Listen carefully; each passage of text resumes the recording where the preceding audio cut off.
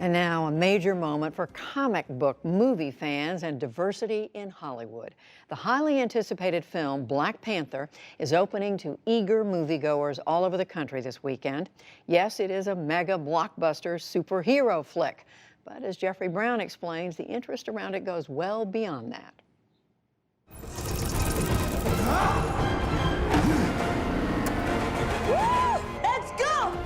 It's a film that arrives as a full-fledged cultural phenomenon.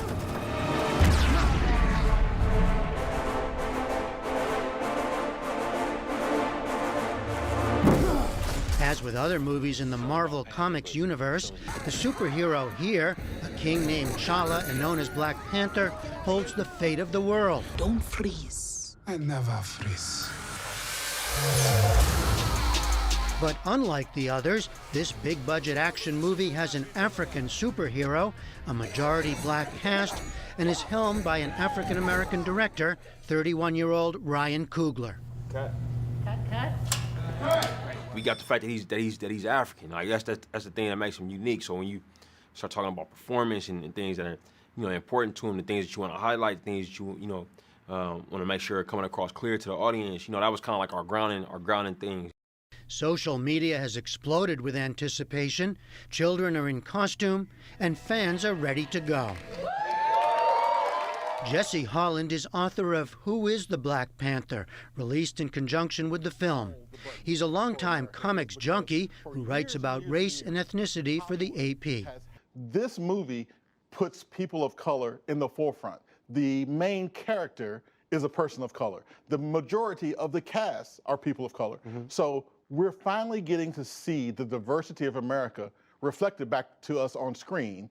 And people and children of color can go see a superhero film now where the hero looks just like them. The original Black Panther, created by Stan Lee and Jack Kirby, two white men, dates to 1966, amid the Civil Rights era. Amazingly enough, the character of the Black Panther came before the Black Panther Party. So there was no real connection between the two. But as the years have gone by, the Black Panther and other African-American comic book characters, they've become symbols. You get to decide what kind of king you are going to be. In the story, T'Challa, played by Chadwick Boseman, returns to the technologically advanced and secret nation of Wakanda. We are home. After the assassination of his father. T'Challa's quest to protect a rare mineral from falling into the wrong hands ignites a battle for control of the kingdom. He's a king, he's a scientist, he's a billionaire. He's someone who can get the job done all by himself. And I think that resonates with a lot of comic book fans. We have here a Marvel universe that is unapologetically black. Oscar winner Lupita Nyong'o plays Nakia, a Wakandan spy and warrior. To see us occupy an African country with kings and queens and warriors, and it's so inspiring.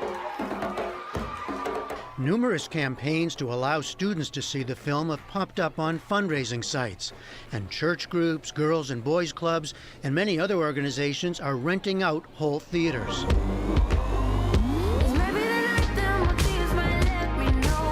The film's soundtrack, too, has generated excitement. Produced by rapper Kendrick Lamar, Black Panther the album is set to debut atop the Billboard 200 chart and currently stands as the second most popular album on iTunes. Black Panther may be a milestone in the $13 billion Marvel film universe, but T'Challa is not the first black character. You have Wesley Snipes in Blade, you have Robert Townsend in Meteor Man. But this movie is really resonating with people because the Black Panther was the first mainstream black superhero. And he's come to mean a lot to a lot of people because his story is so strong. His story is one of hope, one of power, one of family. It's clearly going to do well, but I mean, what are the stakes for a film like this? Well, the great thing about Black Panther is that before now, Hollywood was never quite sure that movies that feature a black lead, that were helmed by a black director, that was written by a black writer, they were never sure how those films would play around the world. With the success of Black Panther, with the success of Jordan Peele's Get Out, that myth has been shattered forever. Black Panther is now in theaters nationwide. For the PBS NewsHour, I'm Jeffrey Brown.